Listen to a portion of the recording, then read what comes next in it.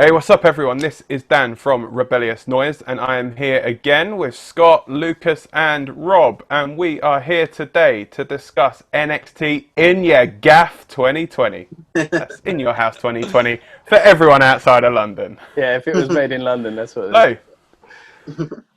So, good pay-per-view.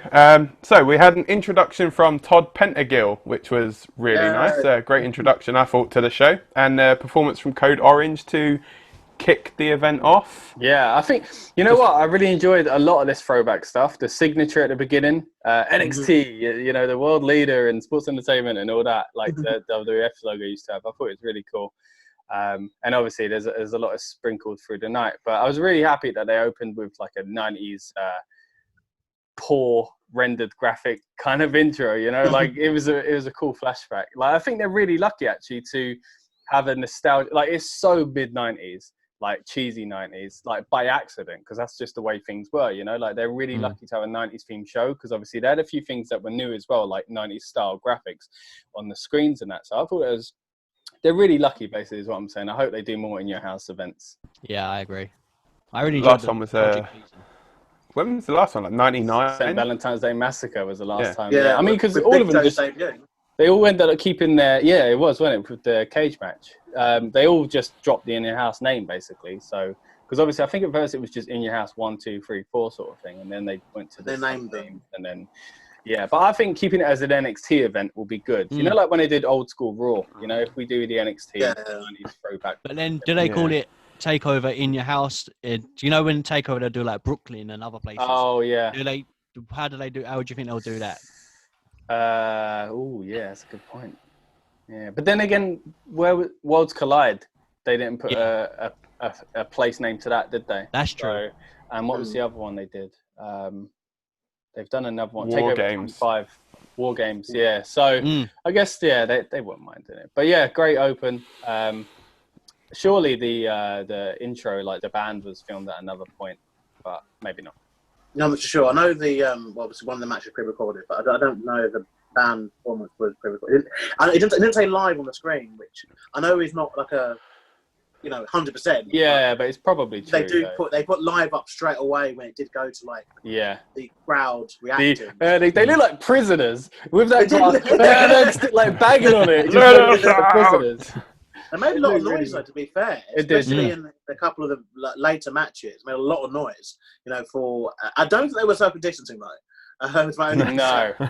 I think they've abandoned that practice. They've accepted that you all work together, so I guess you have to be next to each other, I guess. Yeah. I think as well they're sitting with each other on the coaches and stuff, I guess, as well. Anyway, so it's kind of a bit tricky. But so after that, we went on to the very first match. So the first match was the 6 women tag team match between the team of Candice LeRae, Dakota Kai and Raquel González, taking on Mia Yim, Shotzi Blackheart and Tegan Knox. Floor's yours, guys. What do you think of this first match? I thought it was a good way to start. Nice high impact start. All 6 women performing quite well in the match generally. There was that, I think it was between Dakota Kai and Tegan Knox, where there was a little bit of an awkwardness with a leapfrog. I think one of them jumps up, the other one doesn't know what's going on. They land and just fall on top of each other and go into some pinning combinations. But they kind of like swept it aside quite quickly, so it wasn't too bad. Other than that, like it was the only real like misstep. Other than the planned misstep, which I really enjoyed, was the Candice LeRae doing that step off senton, and then she misses it and just shouts, "Are you kidding me?" Like that was cool. So yeah, really enjoyed this match.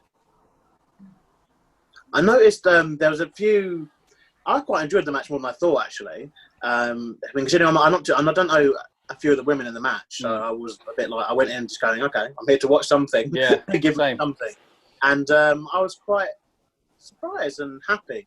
And it was nice that they did a different type of match. I know at TakeOver they've stuck to quite a strict format. And I don't think they've done even a women's tag match before on a TakeOver. I'm not sure if they have either, because it did feel really different, but I couldn't tell why. And I was thinking like you, is it because there's some people I'm not that familiar with? But something about it was like, this isn't normal.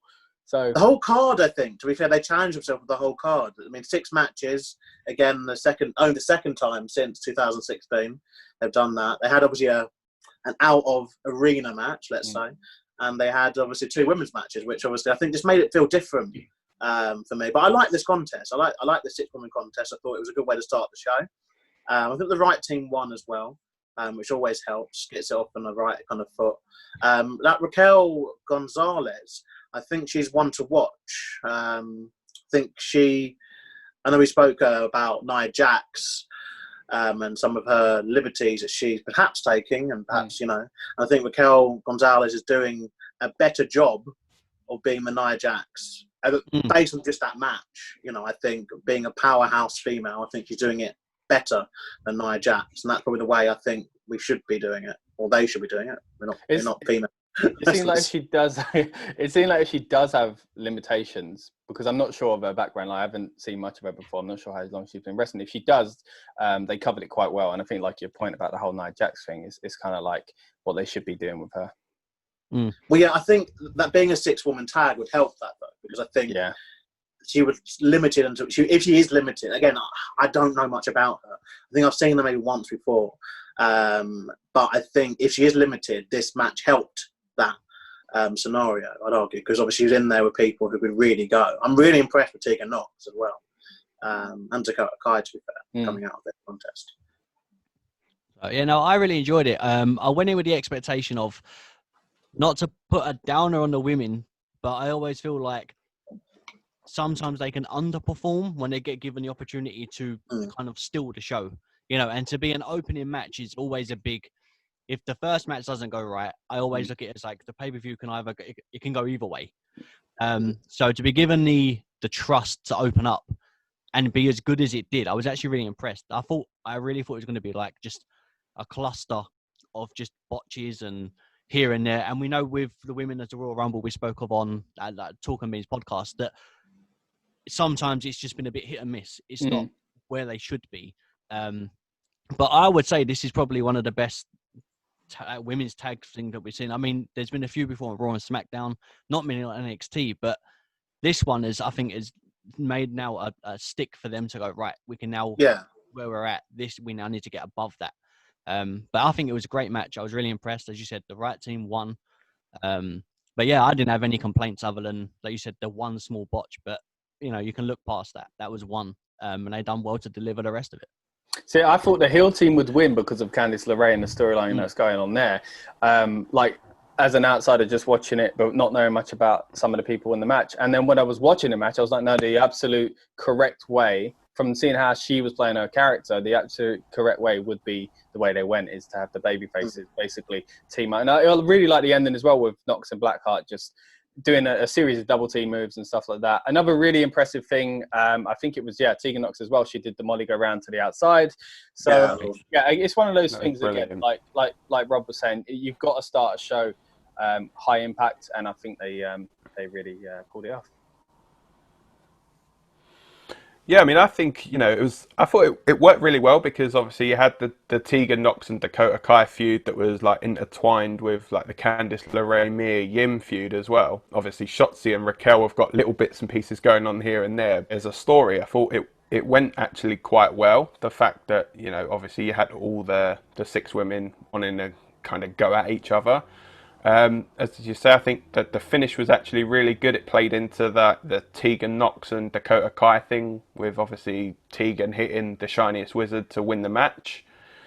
And I think it just shows the strength in depth really of the NXT women's division as well, because we've got a big NXT women's match coming up at the end, and if you are going to have some of them maybe go on to Raw and SmackDown, then you've got 6 women here who, any one of them really could go on and challenge for the women's title and wouldn't really look that out of place in that top spot in the women's division, I think, on NXT. I think you're right. It's reassuring to see the future of like NXT's women's division. I think it was a good highlight of that.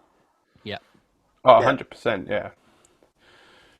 So we had that match. I think we're all in agreement it was a very good match. And then we go straight into Finn Balor versus Damian Priest. Oh, wait, before we do, we have a little bit more of a throwback as well with we had Regal doing the Lord Alfred Hayes spot, you know, the promotional consideration paid for. Oh, yeah. And all that. So that was really cool. Saw them through the night as well with the sandwich bars. And yeah, kind of made me want one. So, you know, those cheesy promotions work. And obviously we had the ICO Pro one later on with Adam Cole. Yeah. Really, really cool to see that. And we've not even mentioned the set yet as well. That I think the set looked really good. And the fact that the hard cam is now directly facing the stage, I think it kind of added to it as well, because it was like that focal point throughout the entire show as well. So as I say, we move on then after the William Regal promo to Finn Balor defeating Damian Priest. What did we think? I thought it was decent, hard-hitting match. Priest is definitely, I think, going to get a bit of a rub, although he didn't come out victorious. I think, you know, he could be a worthy kind of challenger stepping up into that North American title picture for definite. You know, and then obviously could possibly see Finn going on to challenge for the NXT title. What did you guys think about this one? I agree with you. I imagine those are the routes that they're kind of, both of those guys are going on. I thought the match was just a decent match. It wasn't amazing. It wasn't, you know, 5 stars or anything like that, but it wasn't bad. It was a good match. I feel like the only issue I have is that I feel like Finn's just in kind of feels like he's a bit stuck in this role now. Like he's just having that middle match, you know, middle of the card. Yeah. And I'm not really sure why, if we're waiting for something, but I feel like every time we talk about NXT shows, we're just like, oh, that was really good for Finn. But soon he's gonna do something else, right? You know, I don't know if he's just he's getting the new guys over, and that's kind of why he's back in NXT. I'm not sure, but I really enjoyed the match. To be fair, there was those hard spots the fallback onto the that was nasty. The steps. I think it's because he's so tall, but it looked like he wasn't ready to go. But when you watch the replay, he does brace and prepare himself, but he fell at such a unnatural speed, I guess, that it looked like legit. Basically, it was really well executed, and then he kind of flips off of it. It made me go, oh! It was a really shocking bump. But I think he's going to pull that out quite a lot, because my first real experience of him was when he was Punishment Martinez in ROH, and I saw him at You'll Call It, did a review for it on RevNoise.com, so go check that out. Where he faced, I think it was like a hardcore match against Jimmy Havoc, and you know that was brutal, man. Yeah, that tells you all you need to know about what this man can, you know, is willing to do. So I think if you sprinkle in a few, because you don't expect big men to do those kind of spots often. So I think if you sprinkle in a few of these things that you don't know he could do, like those that weren't that aware of Ambrose/Moxley, and every now and then they do something really hardcore, and those in the know would go, that's nothing. But it would look special, because, you know, the casual fan wouldn't know that Ambrose is willing to do those kind of things. They wouldn't know his history. So I think they've got something quite special here with, well, it's not Martinez anymore. I keep doing that. Damian Priest. Damian Priest, yeah. They got something special with him here. And I feel like he's in the mold of what WWE likes. So I'm looking forward to seeing more. Yeah, I enjoyed it. Prince Devitt guy ain't bad either. He's all right, yeah. I agree with what you said. I just feel like with Priest, so I was watching it with my fiance, and she was like, "Is there been another character like him?" And I was like, "He's the Baron Corbin that we wanted Baron Corbin to be." I've heard someone else say this as well, yeah.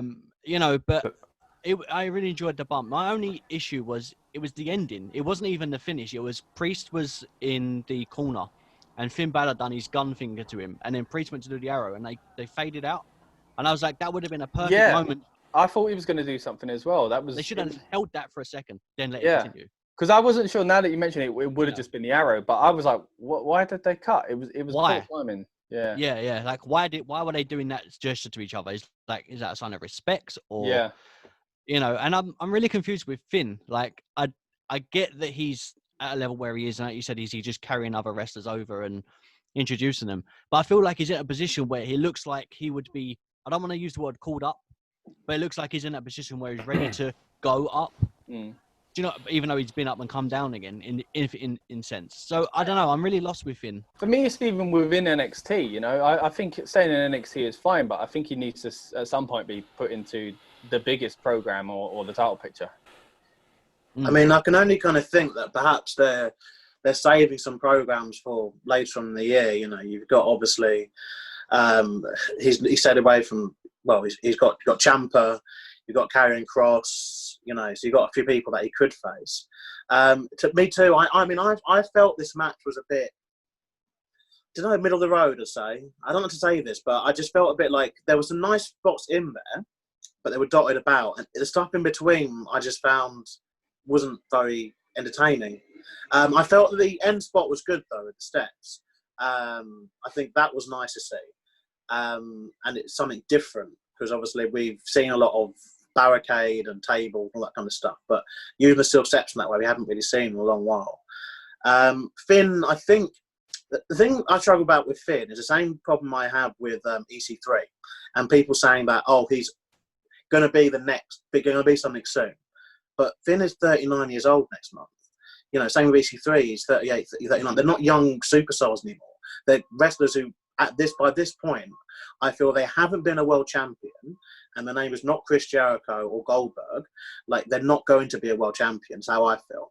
And so I think Finn, he's gone there for the matches, and most likely for the lifestyle, because you live in Florida, you don't have to travel, you know, there's lots of things like that. But it just feels a bit like, I do agree with both of you guys when you're saying Finn is just kind of stuck in a position. And like, if we just get called up to do what? Like, called up just to go back to the same thing he was doing before, which was not much. But yeah, I felt the match was okay. I was happy that the first two matches are quite short. And short would be right for the whole show, really. Yeah. Like, I was happy that they apart from one match, every match kind of stayed, you know, within a certain time frame.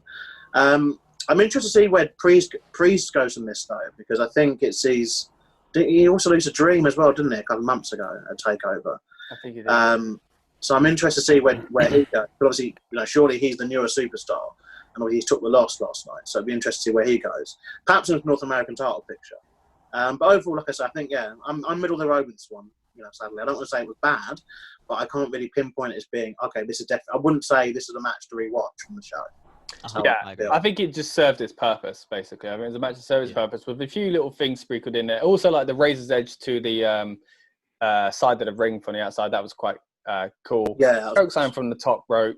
Those two and the stairs, like falling back on the stairs, were the talking points, I guess. And and they're being highlight videos, won't they? On the next NXT. So I'd argue if people do want to watch the match, should wait for the highlights. It will be on it.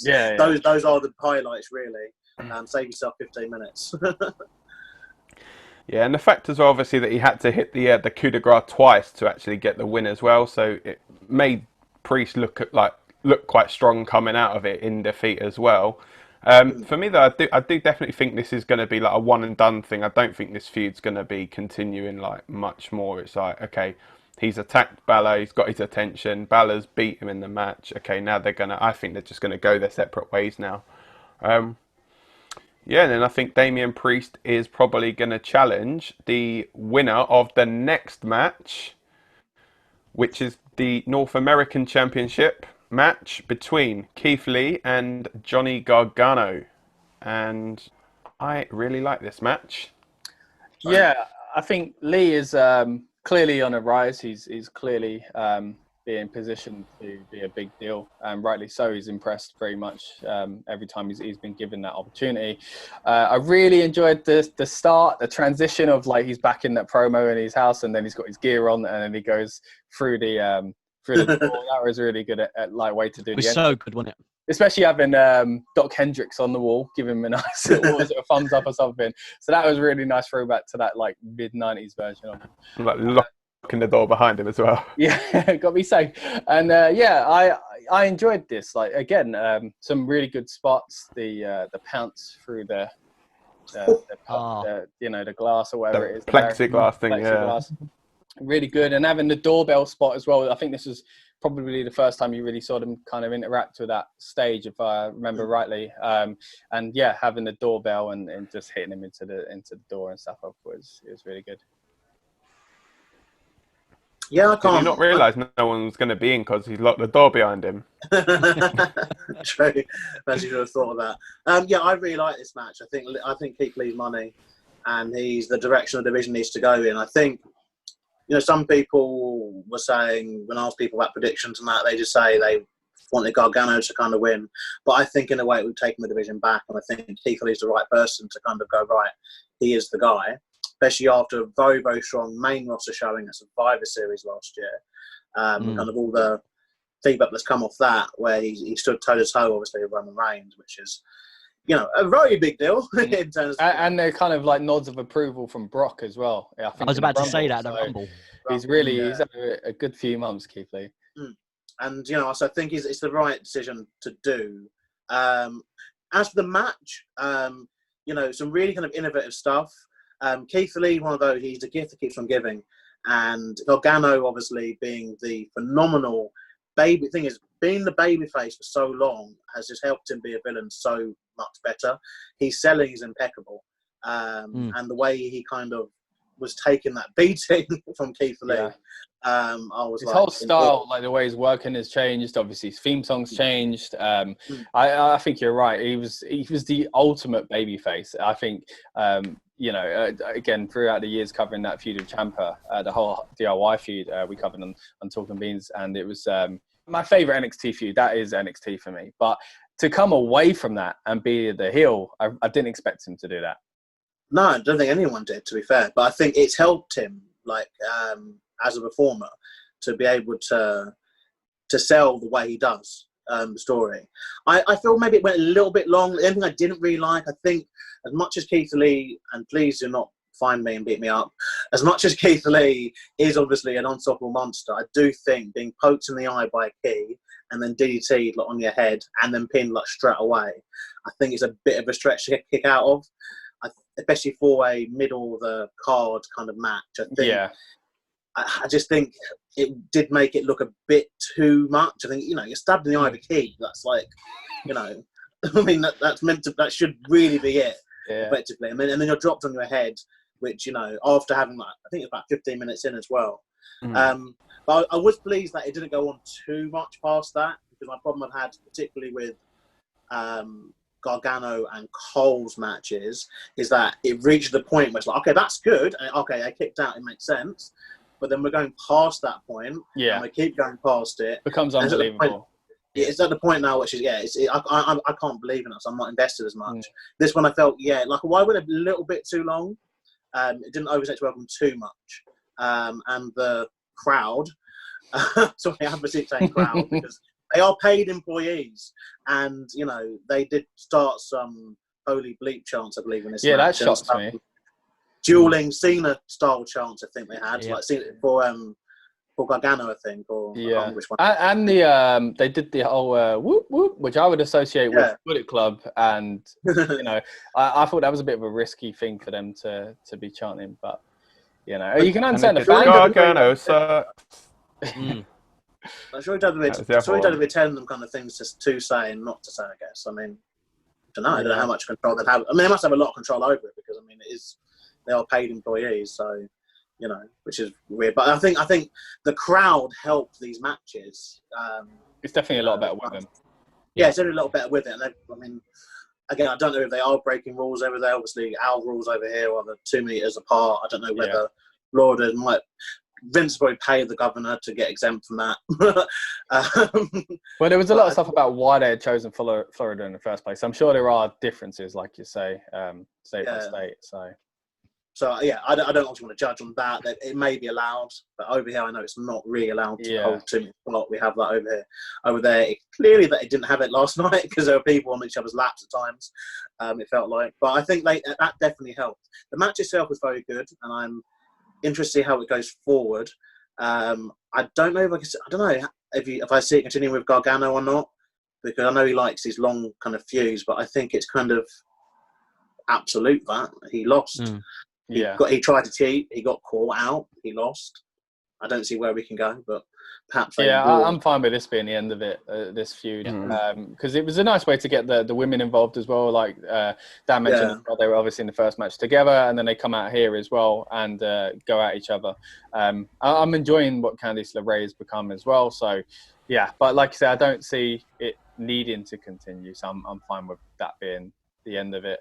It was impressive like the way it ended, combination of moves and stuff. But yeah, I do feel like those forced finishes, which do work really well in NXT, to be fair, a lot of it is based on the audience and an actual crowd. And while I do think it is a lot better at the moment, this show, I actually felt this show suffered the most from not having the crowd, because out of all the big shows that have happened in this kind of like time period, this one just felt the most lacking of a crowd, because it makes you. It's a big argument about football coming back behind closed doors. You know, that fans make it and stuff like that. And while that's true, the football does need to kind of conclude. So just get over and done with. It's a shame about the fans, but I think it's a similar case with NXT, more so than the rest of WWE. Like WrestleMania, you need the fans, you know, and Money in the Bank would have been great with fans. But NXT, the fans are such a big part of that presentation. Yeah. They really do. Like, you can't do all those false finishes without fans. It doesn't give you the same. There were times in the show where I did go, oh, I thought that was it then, but not as much as on an NXT show with an audience, where I really, really do become way more invested. And again, I understand, and it's better than it would have been, because they do have that small audience at least. But I do feel I was reminded that this isn't the usual NXT quite a bit through this show. Mm-hmm. Yeah, no, I do agree. It, as you said, with full finish, it's 1 minute I was really invested, but then because I knew. Not, you know, when you know it's going to be a false finish and it's not going to end that way, it kind of dragged me back out of, oh, okay, it's not happening. My only criticism with the match was Gargano done the eye thing, but I think it was too regular. They should have held everything for the eye and then either gone at both eyes, because he done one eye on the NXT the week before. Then in the match, he done the opposite eye. So if they were going to go for the eye thing, they should have continued to do that and made him have only, like, I don't want to say come out with an eye patch, but his eye covered, so he only had half vision. Yeah. Oh, they went at the fingers as well, didn't they? He was going at his finger. So you had he was breaking down a finger, and then if it's, I don't remember which eye it was, but if it's the way you say, then they're working on two different eyes, and then the fingers. It's just, I think there were too many variables there, and I think they probably should have just focused on maybe the one eye. One eye. I mean, I just feel like even if he had continued to keep plucking at the eye, excuse the pun. But throughout the match, every now and then, like, drips and drabs of it, and then right at the end with the key spot, and then it make an impact. But I just felt like because he kept going at it, it got to a point where I was like, well, he's going to kick out because he's still got one eye visible. Like, it wasn't... he's dealt with that pain through the whole match. You giving him a DDT isn't going to change how much his eye hurts, you know? Yeah, exactly, and I think that was my issue. But other than that, I really enjoyed the match. It was a little long for my liking, bearing in mind, as you said, it was not... But I think that was down to the fans. Like, with fans there, I think the match could have gone 40 minutes, and I don't think I would have had an issue, because the atmosphere behind it would have carried it as well, as you said. But I think the best spot probably was when he got plowed through the plexiglass thing. The bulletproof plexiglass. Oh man, I can stop a bullet, but I can't stop Keithling. I really didn't expect it. I know that's in his arsenal when he does it occasionally, and he'll just plow someone across the ring, which is great. I just didn't expect that spot to happen, and I'm glad I didn't, because I was so invested in the match that I didn't think I was calling it, and then all of a sudden he plowed through, and I was like, it just took me by surprise. But yeah, I enjoyed the match. I think that should be his takeover move. You know how Big E does the spear through the ropes every pay-per-view? I think the pounce through barricades into the crowd. Because he has done it on, I think, a normal barrier before, hasn't he? So I can picture it now, like, if he's ever in a chamber match as well, you know, or through one of the pods. In the Rumble. I can't remember if he did use it in the Rumble, but using it in the Rumble like he did with that barrier one. In the chamber, I'm thinking in the chamber that could really work. Yeah. Have it so that he has a villain, obviously, that obviously wants to come into the match or whatever, and they're eager to get him, and he just pounces them back into their pod.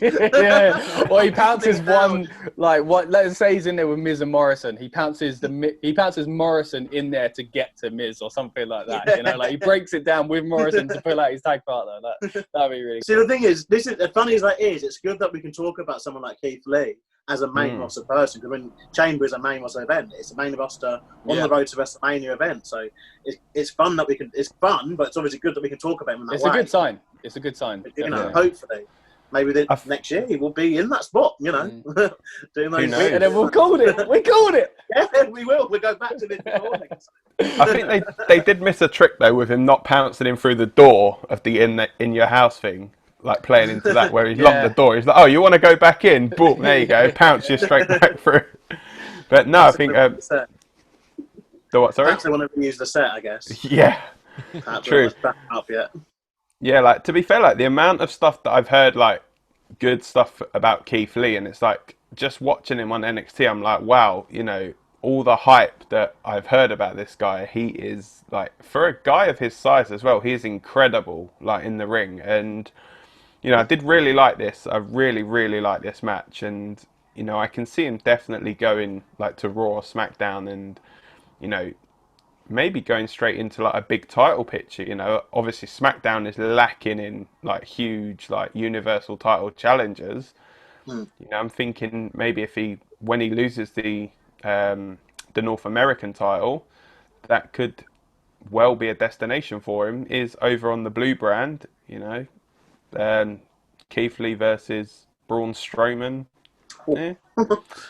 It's going to be big beefy boys in that match, and you know, a lot of muscle being thrown about there. So obviously we had Keith Lee retained the North American Championship. So Johnny Gargano is kaput in the middle of the ring. So there we go. So we now move on to the Backlot Brawl match for the NXT Championship, which was Adam Cole Bebe, the NXT Champion, versus the Velveteen Dream, with an added stipulation that if Velveteen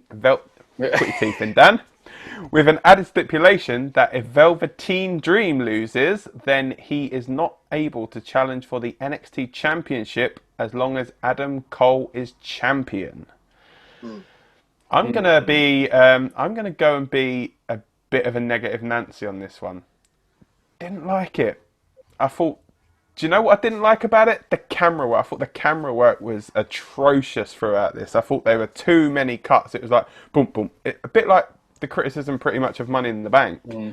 I would rather have them had, say, like one camera that was fixed on the ring so that when they had the action in the ring, and then like essentially how they would film a normal show, but I think they were trying to cinematize. I think that might be the word. That's it. Over cinematize. There we go. Over cinematize, cinematic-y. Yeah. Yeah. I agree. They tried to overdo it with it a little bit. Don't get me wrong, the spots in the match I liked, but I thought the camera work hugely let it down. Yeah, I think you hit nail on the head there, man. I think like the performances were good, but they were let down by some of the production. I feel like they've gone, one step forward, two steps back with this, because they added in the commentary, which is something I think they definitely missed. We did the AEW Double or Nothing review, go back and check that out, guys, where we basically talked about how it was probably the best. That and a Boneyard were probably the best of these like cinematic kind of, you know, social distancing era.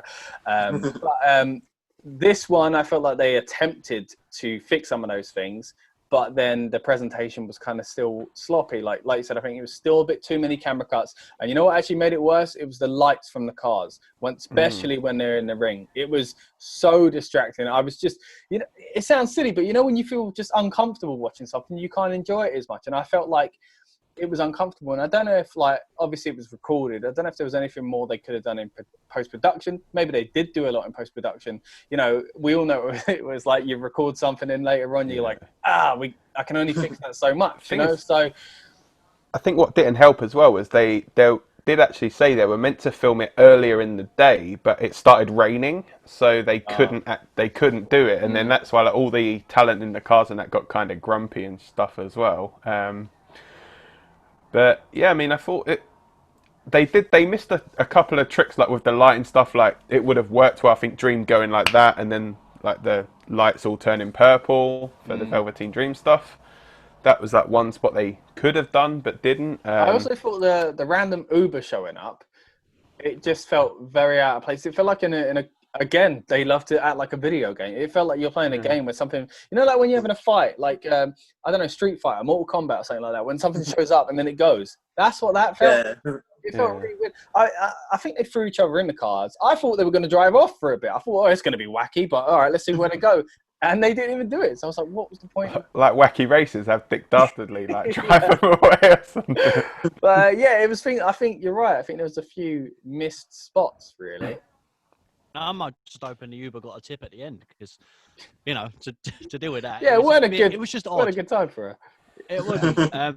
I mean, I liked it, but I didn't. I think the thing that put it off, like, I didn't enjoy it. And that's going to sound weird, but the ring was in the middle. They could have done it without a ring and just. Remember when they used to have like a parking lot brawl kind of thing? Yeah, I thought that's what it was going to be. Yeah. That's what I thought it was. And I see the ring, and I was like, oh, like I didn't. I kind of liked the idea of the ring, but then I think it just didn't really work. Like at first I was like, oh, okay, cool, but it didn't click. Yeah, I thought it would be like. Yeah, I thought it'd be like a parking lot brawl. That's what I thought. I just thought the Backlot was just a fancier way of saying parking lot brawl. Bit like local medical facility, isn't it? Like a new WWE ism, I guess, isn't it? Yeah. Yeah. I really quite liked it though. I think I liked it also being short. Especially for an Adam Cole match. I think probably the shortest he's ever done. But obviously, last TakeOver match only finished before that one began. But I mean, again, without the audience, you can't have all those near falls, really. Yeah, I mean, I think I'd argue that the finish was maybe a bit excessive, but I'm guessing matches can become Adam Cole's thing now, just doing the Canadian Panama Sunrise onto or off of as high or as many different things as possible. It looked very impressive, though. It did look very impressive, yeah. I didn't necessarily like UE showing up, actually, in this. Even though I knew they would, because obviously AJ had the OC come in Boneyard, so it was obviously going to go that way. And obviously Stadium Stampede featured multiple wrestlers in the match. I think, they missed a few tricks. And again, I don't know how much of that was, again, down to the late filming of the match. Or again, just because the match just went a completely different way from what I thought. I'm with Rob, and I felt that the ring shouldn't have been there. I think they should have gone down more. And I thought as well it would be more cinematic. And so I'm a bit kind of let down that essentially they had just like a brawl with a ring. A couple of cars parked. That was basically what we got. It's like they couldn't decide what they wanted it to be. It was too, And did you feel like it was like an old Western set as well? It felt really, like I don't know if it is I assume it's fake, but must be fake. If it's real, it's a very fake-looking place. Like it made me laugh, like going through the doors and that. I thought he was going to open the door and there'd be nothing there, but it was, it was interesting. I think the best way to describe it, I said this to my fiance last night. She didn't like it, and I said, "Do you know what? The best way, the way I looked at it was, you had the Boneyard match on the first WrestleMania of that night one, and that was great. Then you had the John Cena Bray Wyatt Funhouse match, and it just didn't. It was good visually, but it was just. Yeah, they had like the recipe, and then they just threw extra stuff in just because they could. And I felt like with this match, they had the perfect recipe with a Boneyard match. They kind of took a percentage of it and then just threw extra crap in just because they could. Like, I just didn't enjoy the way it was presented. Other than the match was decent. Yeah, and ring was good. I also didn't think Velveteen was going to win. Like, I have loved Velveteen Dream. Ever since he debuted in the NXT, I thought he's a star. He is a star, right? But I just felt like because of that, this shouldn't be his moment. I didn't want this to be his moment, and I just didn't want him to win because of that. And I felt really weird because he nearly, like they had a few near falls, and I just felt like, don't do it. And I don't want to feel like that about someone I really enjoy and someone I have wanted to be in that spot for so long. I've wanted him to be the champion, and I do think it probably will come, but this weren't it for me. And I guess that's a hang up that's, naturally going to come with a lot of these shows. And we've mentioned it about a lot of these spots and decisions and stuff like that. And you can't really help it. But I just couldn't help but feel like, not tonight. Especially to end this reign, to end that massive Adam Cole reign, and isn't it? In front of no one. I just felt, nah. I think in the nicest way with that, I don't want it to come across as the wrong thing, but I don't think Dream is the person to end the reign. Like, it needs to be someone bigger.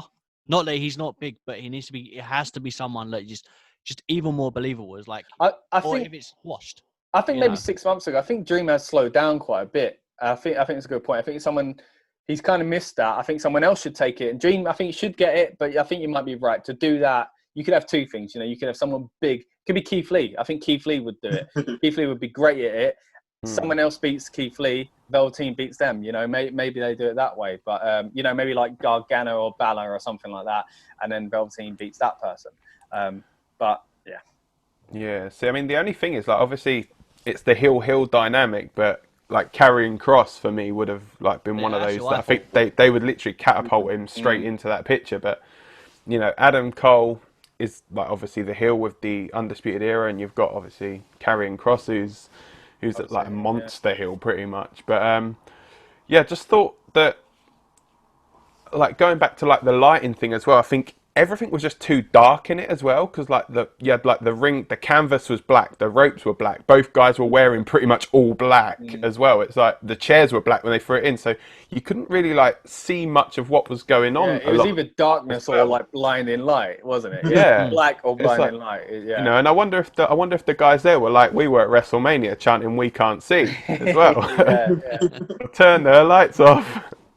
But no, I think like the ending of the match as well, like the low blow and then the Panama Sunrise. I thought it was a really, really good finish. I did like it, and the random like showing up of Dexter Lumis as well when they were throwing all the chairs in the ring, and then like the look of surprise when he's like, "What the hell?" Like, where he did that drives chair them go? away, don't he? He drives away. Yeah, I think he threw one of them in the boot. I think one of them. That was a good way to get the out. trunk to our American viewers. The trunk, not the boot. Yeah.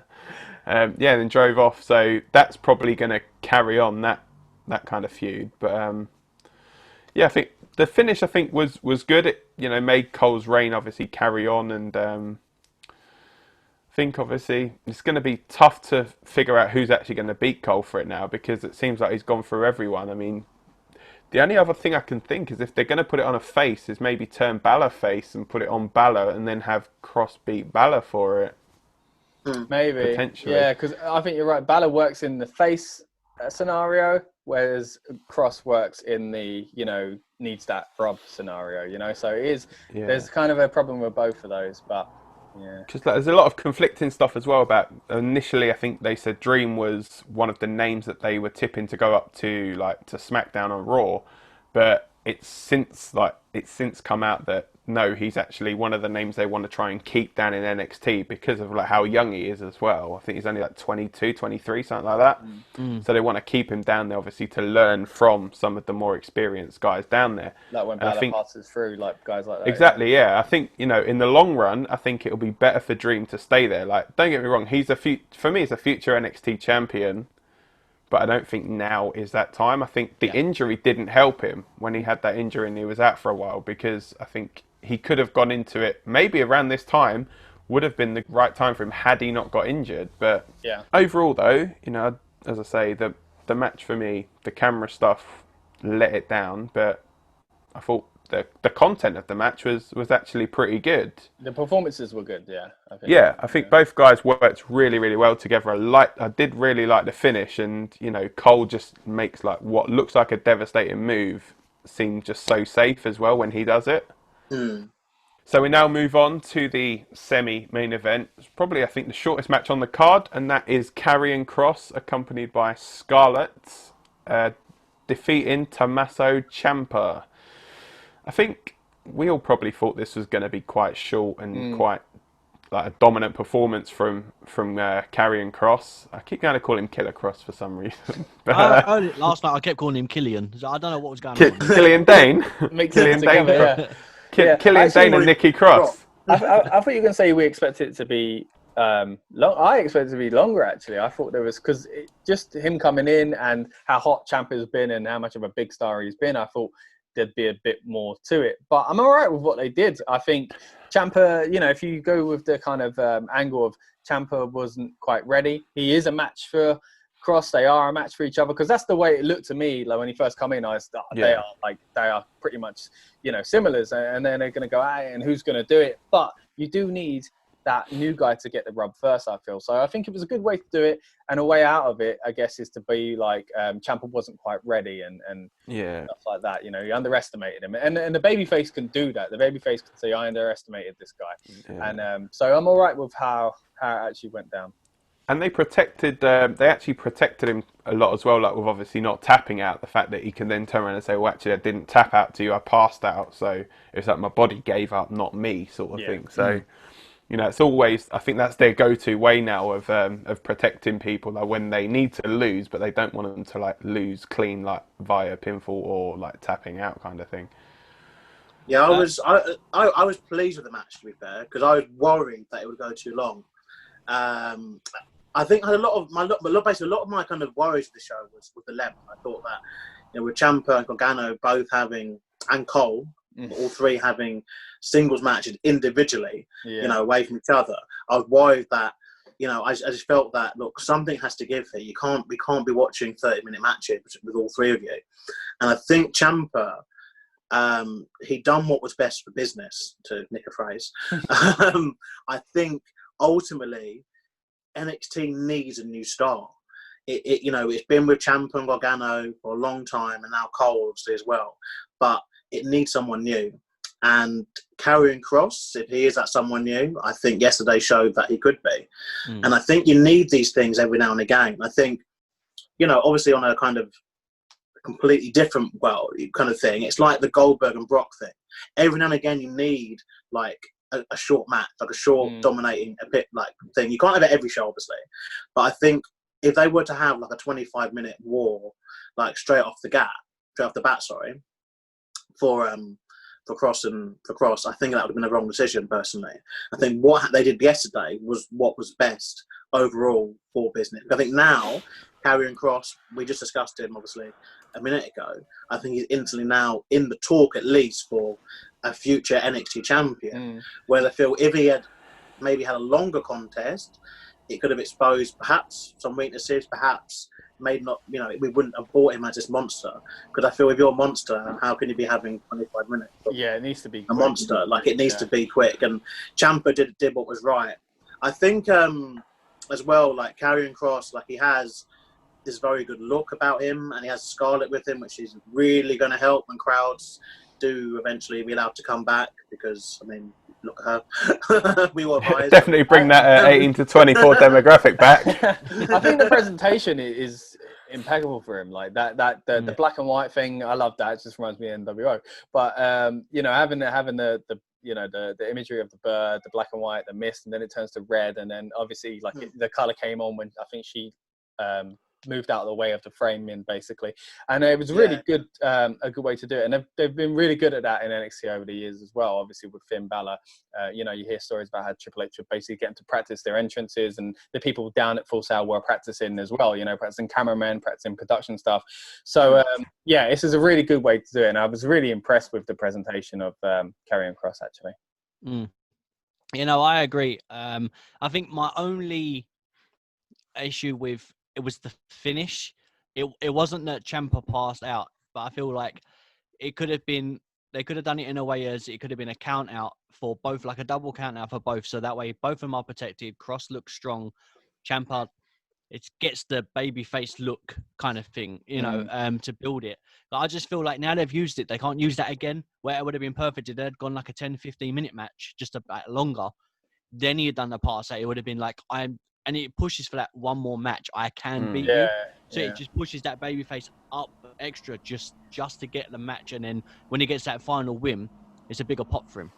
That was my only thing on it. It was used too early, but it was the right way to use it in this feud. Do you think the feud's going to continue? Yeah, I think so. I think it's got.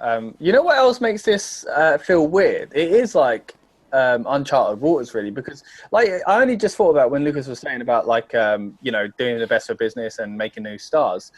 This is all new. Like usually Nakamura, he's gone. You know, Finn Balor, is gone. Samoa Joe is gone. When your time comes, you go, you know, and I think that's what it is. Gargano and Ciampa and Cole, they've not gone. They're still there. So it's the first time. There's usually a reshuffling, you know, and over the years I've been worried about that. It's like a new cast of NXT kind of comes in. You get it with the women, you get it with the men's division, you get it with the tag division, and this is the first kind of period where we haven't had that. You know, we've had people stay in NXT because it is the third brand now. It's not the developmental brand anymore. So it's I think that's why it feels so strange. So it's hard to call, and like it's confusing to our minds to go, oh, Ciampa lost really, really quick.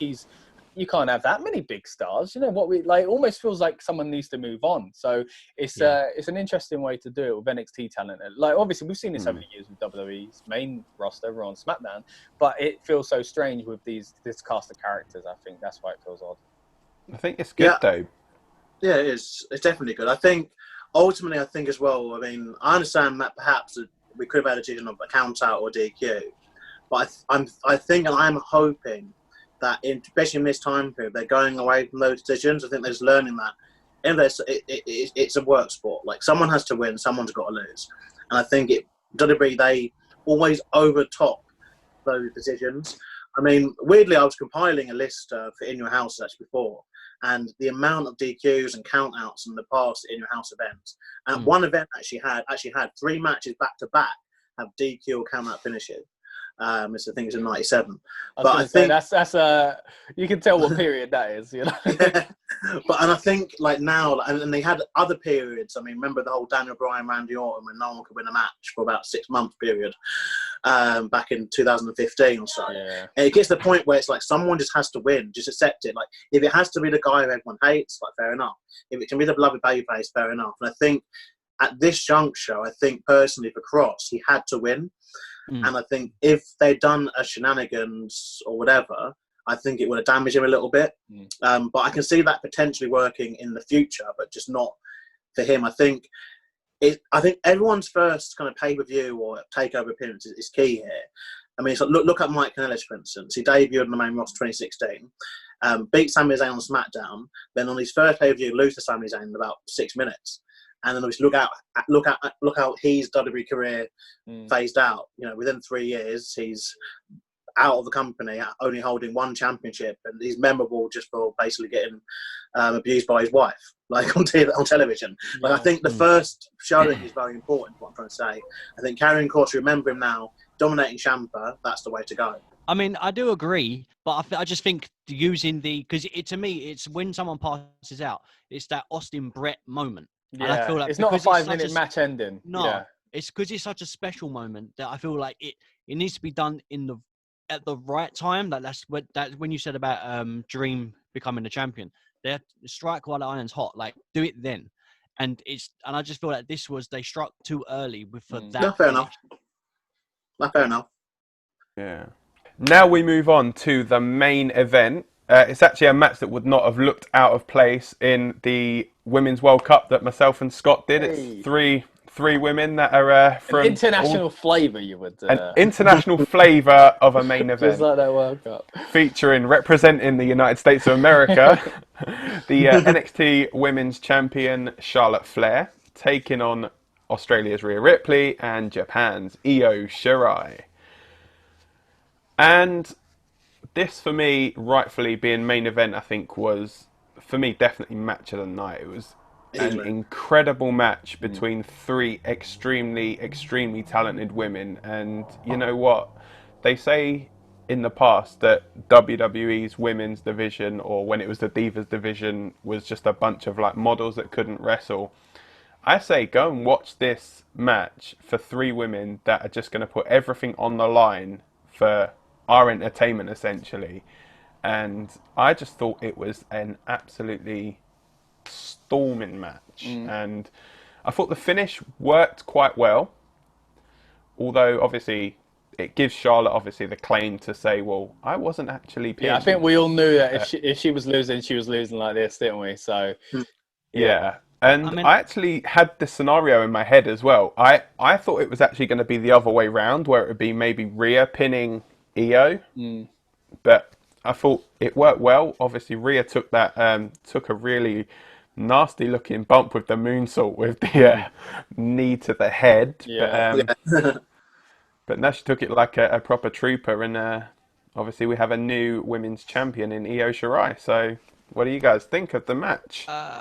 So I really enjoyed the match. I agree with everything you said, other than the ending. So just because I don't know if I'm looking at it wrong. So if someone's in a figure 4 or figure 8 leg lock, right, and they're not tapping, but their shoulders are down, the ref has to count as that goes for a free count as a pin, right? Yes. I literally watched Takeover versus Shawn Michaels about 20 minutes before the house started. Yeah. And the figure 4 leg lock was counted as a free pin, right? But then if Io was on top and then Charlotte was still laying in the figure 4 leg lock, then both of them pinned her. That's a good point, but so it's hard because in a normal, if it was if she was pinning and Io jumped on top, that would break her pin. That's the only way I'm seeing around it. She didn't do a pin, but she didn't. She was just doing a submission. Yeah, so she broke the submission.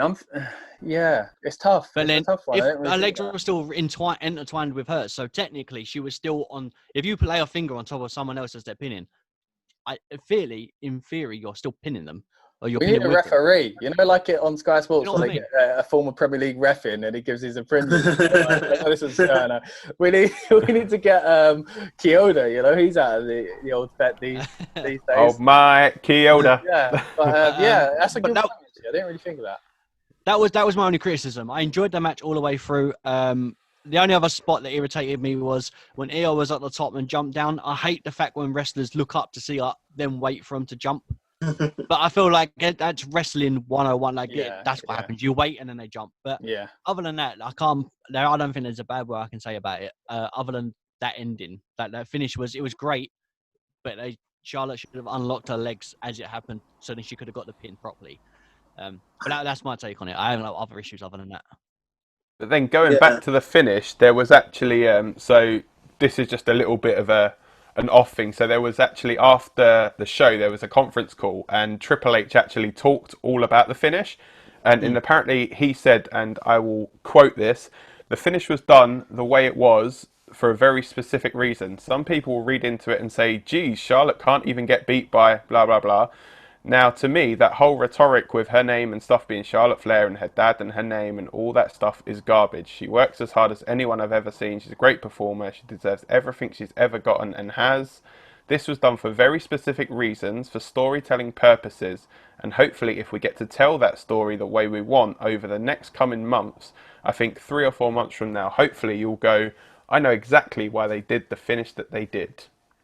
Okay, so maybe it is, as you said, it's done for a reason. Maybe what I've said is right or wrong. Either way, I said I have no issue with the match. It was just a bit of a booky finish for me. That was my only issue. I feel like as much as I want to believe Triple H, and I'm looking forward to where it goes, and I do have faith, and I do think she is incredible. Charlotte is incredible, but we cannot pretend there is a little bit of the Flair situation going on here as well. Like it always has been. Maybe not in this storyline, but I think he's a bit blinded. He needs to take himself out of that situation because they hot potatoed that women's title so much. So let's not pretend it's not what it is. 66 championship matches. They said it at the start of this match. I would not be highlighting that if you know what the fans think. So suddenly as well, the NXT women's title means something in her title reigns now as well, because she was a 10-time champion and suddenly now she's a 12-time champion. So yeah, true. So she's getting to that 16 very, very fast. But yeah, look, I'm not doubting it, but I think he's a little tone deaf. You know, like she is incredible and she deserves so much. And some of it is just like people get injured and this was a bad decision and whatever else. But we can't pretend she hasn't had 66 title matches. You know, nobody deserves 66 title matches in the period they've been in. Nobody. So, but she's fantastic. 50, 45, 55, not 66. Yeah, I think, sadly, that kind of comment as well, like it kind of opens up, is he going to say that every takeover, like every controversial decision, you know, is he going to say this about, you know, the Hell in a Cell with Seth Rollins and The Fiend? Is he going to say this about... No, because that made no sense. Any Fiend match, to be fair, they always have weird finishes for some reason. Bray Wyatt can't have a normal finished match for some reason. But yeah, overall, look, this match was phenomenal. And weirdly, because I recorded a podcast actually about women's wrestling, which came out this week. And I've done a lot of research on women's wrestling in the past couple of weeks. And I've kind of come, it's 180, isn't it? Yeah, 180, not 360, but 180 on the situation. I'm appreciative of, like, there are, like, a lot of strong women wrestlers out there and in the past. But this match in particular, it was just a very good match, like a very good use of the triple threat rule, a very good use of all three women and of the set and of the surroundings. And it kind of just kept getting better and better and better. I think with regards to the finish, like if it is going somewhere, like I am kind of with you, Scott. I am a bit like it's a pinch. I'm like a pinch of salt. Like, I think it's kind of an easy thing to say that, but then to obviously actually deliver it is obviously two completely different things, especially in WWE. Because I just thought that perhaps Charlotte was going to go back to the main roster because, you know, they obviously want ratings at the moment. But if she can stay in NXT, that's great. I hope that means she stays in NXT, as in she stays there, like doesn't have to be on every single show. But overall, yeah, look, the three women last night, honestly, yeah, like I'd agree with you, Dan. Match of the night, probably the best takeover match in a while for me. I'm being dead honest. Yeah. And it was first women's main event one for a while as well, isn't it? Yeah, since Sasha and Bayley, I believe, the Iron Woman match, back at NXT TakeOver Respect, I want to say. You know what felt good? I was actually shocked that this was the main event, but not because of the match and not because they're women. I'm glad we're away from that. Like, naturally, I was only shocked because it was early, and I forgot there was only 6 matches. So I was like, "Oh, this is the main event," you know. But it was a great main event. 100% deserved it. Deserved to be there. All 3 of the women did. Like you know, you've all said. I echo it. Really, they did incredible. Some great spots. Some hard spots as well. I think Rhea going into the barrier quite often. He had some tasty looking spears from Charlotte in there. The kendo stick came out as well. So yeah, it was really well worked. Yeah, we got everything we needed in that, I think. And I think as well, it'd be interesting to see. Obviously, Shirai finally got the title. I mean, she had a few shots at it before, but she finally got it. I think that's a nice kind of way to end the show, and it was one which I could tell the plexiglass crowd they were really behind. I think obviously there's a lot of young women obviously in the PC, and obviously they're looking at the fact that this is, you know, when you walk into the PC, I can't imagine what it feels like, but you walk into a PC, you know, and you're a young female trainee, and then you're seeing, you know, 3 women who have come, especially with Charlotte. I know obviously she have to track some of her things because obviously her last name to an extent, but you're seeing 3 women who have literally come through all what you're going to have to go through, and go through all the being on second, being on third, and now they're literally given half an hour slot basically. Just go out there and care out. And you can see there was real passion I felt from some of the female trainees and performance centre people in particular behind it. And it sounded, I don't know how many people there were, but it sounded like there was much more during that contest. Yeah, it sounded huge. It sounded like there were loads, yeah. Because I'm surprised they've got any plexiglass left, because they were banging on it so hard. I mean, what do you expect when you got spots like plants thrown at people when people going through windows? You're going to cheer like crazy. That plant wasn't Mitch, was it? It wasn't a Mitch 2 or anything, was it? I'll tell you what as well. I don't know if you noticed, but I just wanted to what you said, Lucas. I echo it. But as you said, walking in the first time and being a trainee and not knowing what you are, and then to see women opening the pay-per-view and then women main eventing the pay-per-view is, you know, it's like poetry in a way. It's like the perfect poetry of this is where you start and this is where you finish. And all of them have been at the start, and only a few have been able to finish the main event it. So that's your pedestal. That's what you're aiming for. Yeah. And Charlotte to be with Rhea Ripley and Io to you know, elevate that again is great. You know, so props to them for being able to, you know, open and close the show. You know, what a moment for women's wrestling. And piggybacking on that as well, it's like every single one of them as well. Every one of the 15 women that were on this card deserved their spot, and can't discount like Scarlett, you can't discount her with Karrion Kross as well.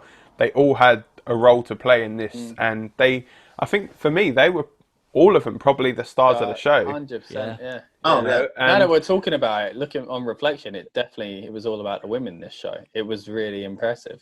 And like, especially well and women's wrestling at the moment, like with the Japanese women especially, you know, you've got Asuka as Raw Women's Champion, Hikaru Shida as AEW Women's Champion, now we've got Io Shirai as the NXT Women's Champion. So, you know, if you're a young Japanese female wrestler and you're looking at these three and you're like, bloody hell, it's like there's a fantastic chance for me to actually get a top spot in, you know, one of the top 2 companies in America, essentially. And, you know, every single one of them, I think, is there on merit. I think, you know, especially Asuka, we've mentioned her before, you know, she's been the MVP of this, like, empty arena era kind of thing. And yeah, I just think that Io Shirai is now going to take the title, and I can see there's going to be quite a lengthy feud, I think, between her and Rhea at least.